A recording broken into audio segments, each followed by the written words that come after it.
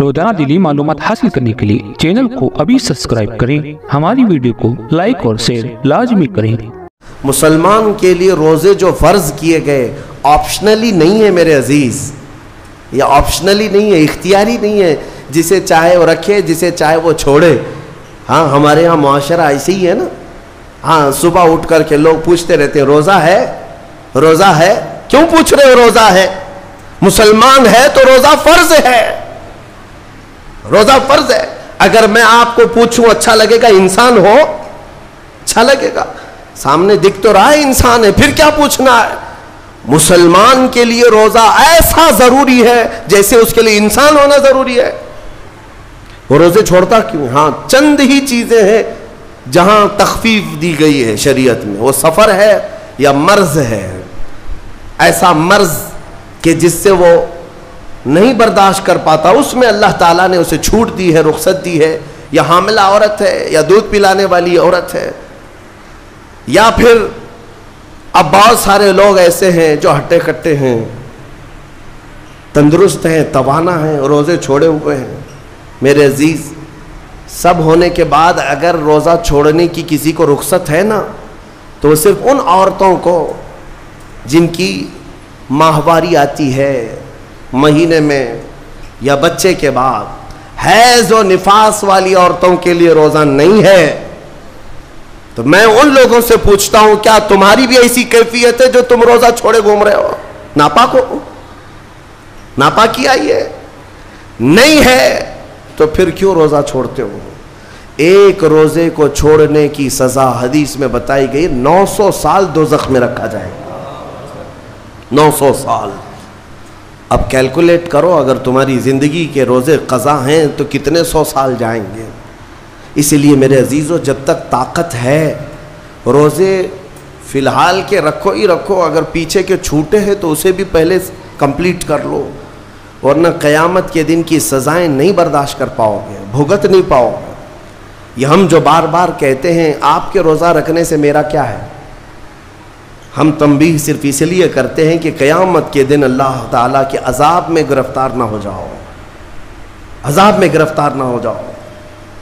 और हमारे बुज़ुर्गों ने हमें तालीम दी है कि अल्लाह ताला जब 11 महीने खिलाता पिलाता है और वही मौला 1 महीना अगर हुक्म दे, तो ये किस कदर बंदे की नाइंसाफ़ी है कि अपने मौला के हुक्म को पीठ पीछे डालता है और फिर खाता पीता रहता है। क्या उसे अपने रहमान की रज़ा की इतनी भी फिक्र नहीं है कि ये मेरे मौला की रज़ा है रोज़ा? इसीलिए तो उस मौला ने फरमाया, रोज़ा मेरे लिए है और उसकी जज़ा कुछ नहीं, मैं खुद बंदे का हो जाऊंगा। अस्सौमु ली व अना उज्ज़ा बिही। और एक हदीस में अजज़ी भी पढ़ा गया, यानी रोज़ा मेरे लिए है और मैं ही उसकी जज़ा हूं, मैं ही उसकी जज़ा हूं। मतलब यह है कि दूसरे आमाल की जज़ा में जन्नत है, महल्लात है, अलग अलग सवाब है, लेकिन रोज़े के मुतालिक मौला ने फरमाया मैं खुद ही उसकी जज़ा हूं। तुझसे तुझी को मांग कर मांग ली सारी कायनात, जिसका खुदा हो गया उसकी सारी कायनात। मेरे अजीज़ों, अल्लाह तबारक व तआला अगर किसी बंदे का है तो फिर उसके क्या कहने। अच्छा, एक और इसमें हिकमत यह है, रोज़ा जो रखा जाता है ये बंदे और अल्लाह के बीच का राज है, दूसरे किसी को पता नहीं। मेरा रोज़ा आपको नहीं मालूम, आपका रोज़ा मुझे नहीं मालूम। चेहरा देख करके कुछ भी कहा जा सकता है।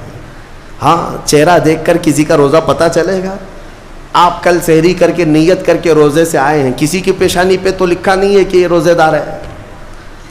आपने कहा, आपने मान लिया, लेकिन हकीकत क्या है ये तुम जानोगे, अल्लाह ही जाने। बहुत सारे तुम्हारे पास मौके ऐसे आते हैं जब एक एक घूंट निगल सकते हो, वज़ू के बीच में, गुस्ल के बीच में, जब कोई ना देख रहा हो तब चुटकियां लेकर अंदर डाल सकते हो, कोई ना देख रहा हो। लेकिन बंदे और मौला के दरमियान का एक राज है रोज़ा। इसी वजह से एक हदीस में मिलता है, क़यामत के दिन जब ईमान वालों को जमा किया जाएगा और जिनकी बख्शिश हो जाएगी, तो उनमें एक जमात ऐसी होगी जो जन्नत की तरफ उड़ते हुए जा रहे होंगे और जन्नत में पहुंच जाएंगे, किसी को नजर नहीं आएंगे। बहुत तेजी से वो जन्नत पहुंच चुके होंगे बाबुर रैयान एक दरवाज़ा है जो सिर्फ रोज़ेदारों के लिए, जिनके रोज़े अल्लाह की बारगाह में पसंद आ गए, वो दरवाज़ा सिर्फ उनके लिए। वहाँ पहुँच चुके होंगे बहुत सारे अहलुल्लाह, बड़े बड़े मकामात वाले वहाँ मौजूद होंगे। पूछेंगे तुम कहाँ से आए, कौन से रास्ते से आए? न वहाँ नज़र आए, न रास्ते में नज़र आए, यहाँ कैसे पहुँचे? तो वो कहेंगे कि अल्लाह तबारक व तआला ने हमें रोज़ों की वजह से ये मकाम दिया। रब ताला की तरफ से इरशाद होता है कि इन बंदों ने दुनिया में जो रोज़ा रखा था वो सबसे छुपा हुआ था, किसी को पता नहीं था रोज़ा है या नहीं। इसलिए जब मैंने इनके रोज़े कबूल किए तो सबसे छुपा कर इन्हें जन्नत की तरफ भेज दिया। वहाँ पर भी ये जज़ा दी गई। मेरे अजीज़ों, फजीलतें बहुत सारी हैं, सबको पता है, लेकिन मैं जो कह रहा हूँ वो ये है कि अगर अपने नफ्स को कंट्रोल में लाना हो तो ये रोज़े शर्त हैं। एक सहाबी हुजूर की बारगाह में आए, जवान थे, कहा कि या रसूल अल्लाह सल्लल्लाहु अलैहि वसल्लम, जवान हो चुका हूँ, शादी की उम्र है, लेकिन शादी करने की ताकत नहीं, माल नहीं, असबाब नहीं, क्या करूँ? शादी न करे तो गुनाहों की तरफ चले जाएं, ख्वाहिशात हैं इंसान की। तो जानते हैं मेरे आका सल्लल्लाहु ताला अलैहि वसल्लम ने क्या फरमाया कि अगर इस्तिताअत है तो शादी कर ले, वरना रोज़ा रख ले। शादी के बदल डायरेक्ट कौन सी चीज़? रोज़ा। फरमाया इसलिए कि रोज़ा तुम्हारी शहवत को ख़त्म करता है, तुम्हारे अंदर सब्र कायम करता है।